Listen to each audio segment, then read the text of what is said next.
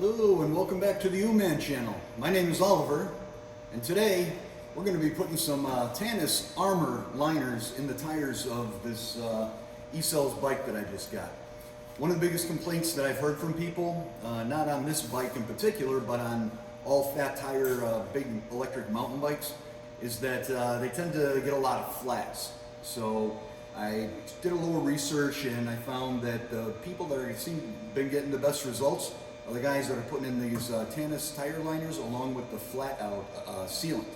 So we're going to give that a try before we head out and have our first problem, try to nip that in the bud. So we're going to start by the front tire, and that's going to be the easiest one to take off. We'll see how it goes, and then we'll do the rear. Since I couldn't find a thin wall socket that had an outer diameter of less than 1 inch, I decided to modify one myself. I didn't have too many 19mm sockets, but I had plenty of 3/4, which are almost identical. So what I did was I cut it down on the lathe to a .960 diameter, 1 inch down the socket, and then I powder coated it orange to make it look nice and so it doesn't rust or scratch up the frame. The other thing you'll want to do is unbox your Tannus Armours as soon as you get them. Unfold them and hang them somewhere so it gives them a little bit of time to regain their shape and get some of those kinks out. That should make the installation a lot easier. The first thing we're going to do is we're going to take the valve stem out of the inner tube, out of the Schrader valve here, so that we can let the air out. And then once the air is all out, we're going to disconnect the motor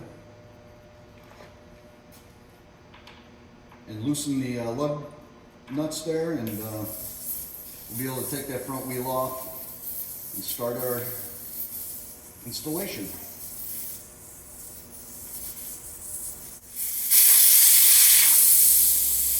And you don't want to lose that.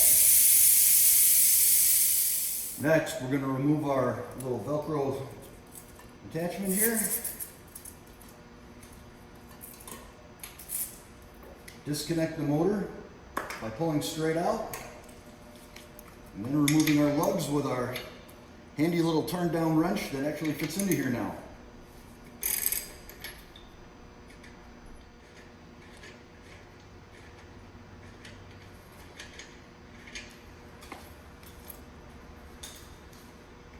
And the tire is ready to come off. I want to let a little more of the air out if I can. Before I take the tire off, I want to see if I can get these off while they're still on the frame. Might be a little bit easier this way. Oh yeah, look at that. Right out.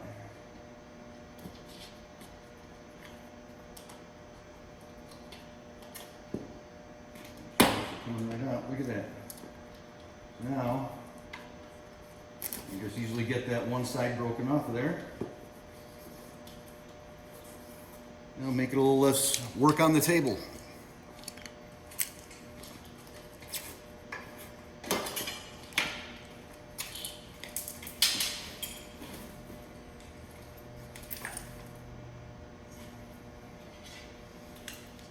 We want to lose our alignment washers.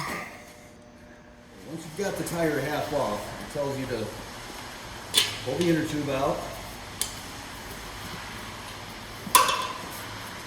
And I did not buy just the liner, the entire kit with the proper size, smaller inner tubes. I guess they recommend that if you're going to put these tire liners in, that you go down one inner tube size. So we got the 3-inch inner tubes to go along with this. They're 26 by 3 to 3.5 instead of the 4 1/4 tubes that came in it. So we're going to open this up, we're going to feed the liner in, slightly inflate it, and then put the tire back together. After letting the liners sit out for a couple hours, they've pretty much regained their shape and they're ready to be put in. So now it tells you to start stuffing them in the tire, work your way around.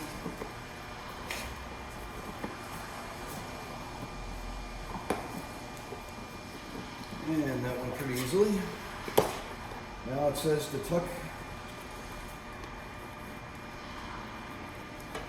Little liner around the rim. But just do one side for starters. You're going to have to get that inner tube in there yet. Alright. Got that tucked in there. Got a little thunder rolling in here. It says that you should also put some baby powder in there, and I think that might be a good idea if you're running an older tube that you're putting back in. But since I got the brand new one, this one already feels like it's powdered up pretty well, so we're going to feed the valve stem in first. And I did put a little bit of air into there. So the liner's blocking the valve stem hole. A little trickier than just the tube by itself, but make it work.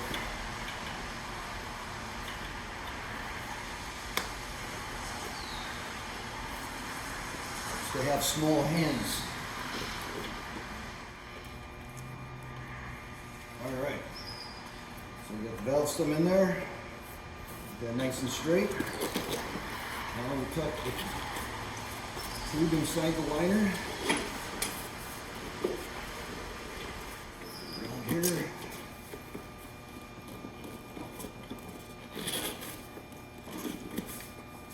And that fits very nicely. Okay, now we got the tube in there. And double check, make sure our stem's still straight. And it says to tuck the other end of the liner under the rim.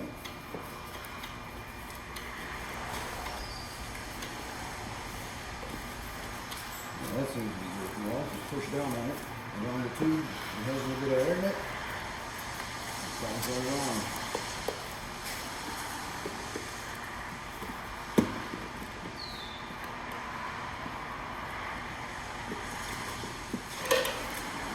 It's all nice and even. Alright. Now we're going to start putting the tire back around the rim. Let's start over here.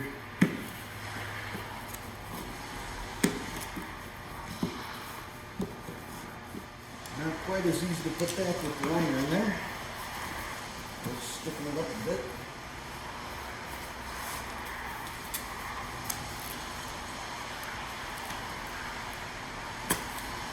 Go.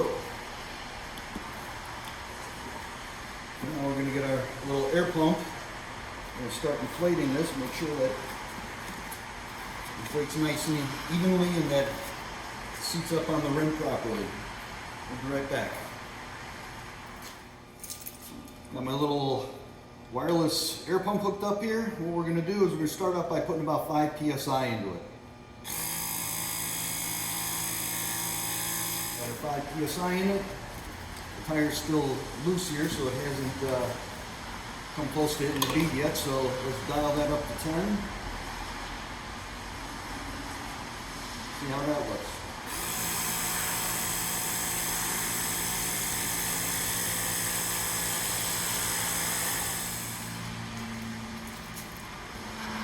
Alright, we're at 10 psi. And it looks like they're beaded now. So what we're going to just do here is check to make sure that it feels even. Doesn't look like there's any problems there. Now what we're going to do is we're going to put in our FlatOut, which is a Kevlar sealant, kind of a belt-in suspender stem. So if anything does get through the Tannus, there's a second line of defense for preventing the flat. So we're going to take our where did it go? Right, we're going to take our valve stem tool and let the air out again.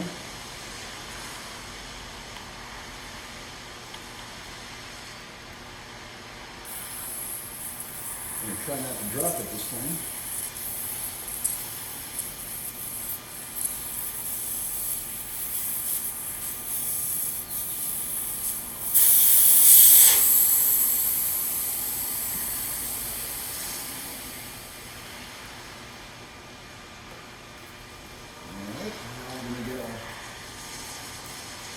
Nifty little bottle here.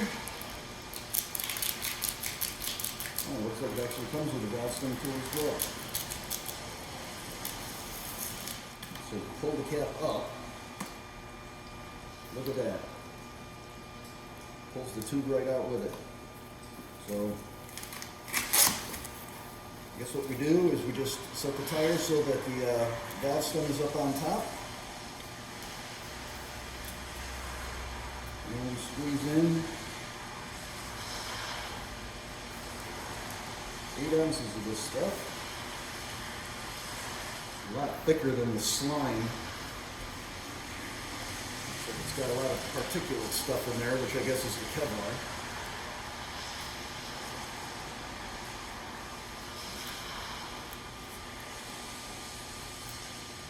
And that's 1/4 of the bottle. So from here, put our valve back in.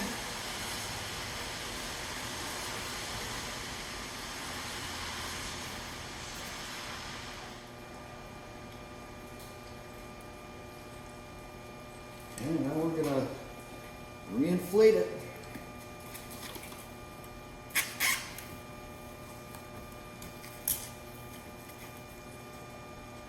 And we'll probably do the same procedure. We'll go to 5 pounds and then 10 pounds, and then we'll set our final pressure at the end.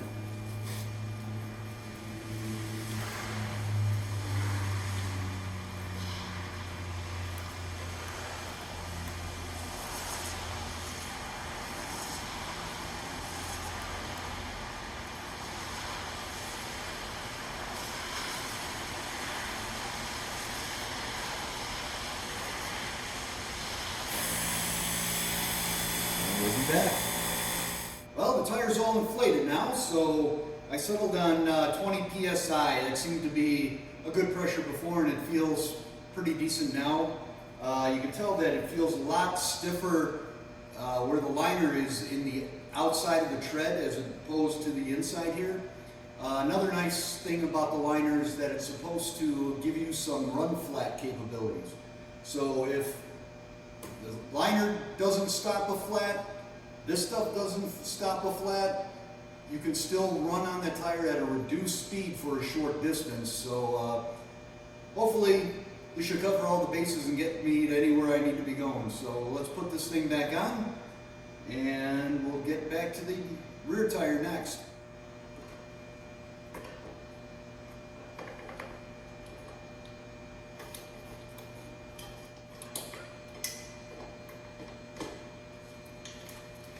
There we go, got to get those tabs lined up so that it can't rotate in there.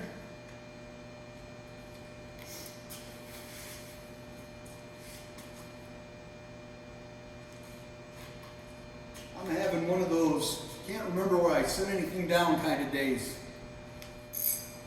Alright, let's tighten these up.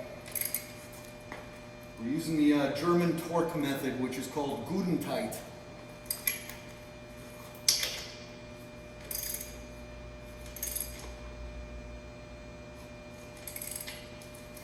Next, we're going to take a 5mm Allen key and we're going to loosen up the discs just a hair so they can move a little bit. Okay, so that's loose. You can step on it, clamp on it. And we're going to tighten them back up. And the caliper will be aligned. My understanding is with these disc brakes like this, you want to do this every time you take that front tire off, just to make sure those things get back into alignment.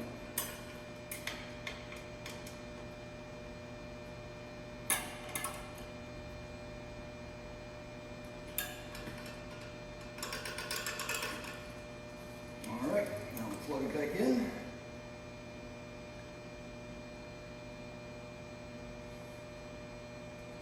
Sure it's all the way in, and we reapply our Velcro fastener.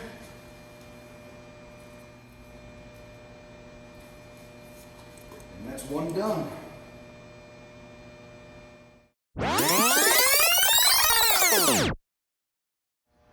I noticed the video was getting a little bit long, so instead of showing you how I did the whole back end, it's basically take the tire off, repeat the same steps and processes. So went a lot faster that way too when I'm trying to film this. I think it went pretty well. It was easy enough. I wouldn't have any problems recommending this to somebody that has just some basic tool skills, some basic mechanical skills. And I think it's going to make it probably about as flat proof as you can get. Now, if I run over a big razor blade that slashes a giant hole into it, nothing's going to stop that. But I feel pretty confident that we're going to be in good shape with this. And with the kit I ordered, I still have the other 2 tubes in case I ever need them. So that'll wrap it up for today. If you have any questions, hit me up in the comments and I'll do my best to answer. And if you guys go ahead and do this, let me know and let me know how it went for you. So you guys have a good afternoon. Hope you enjoyed it. Hope it helped somebody out. And we'll talk to you next time.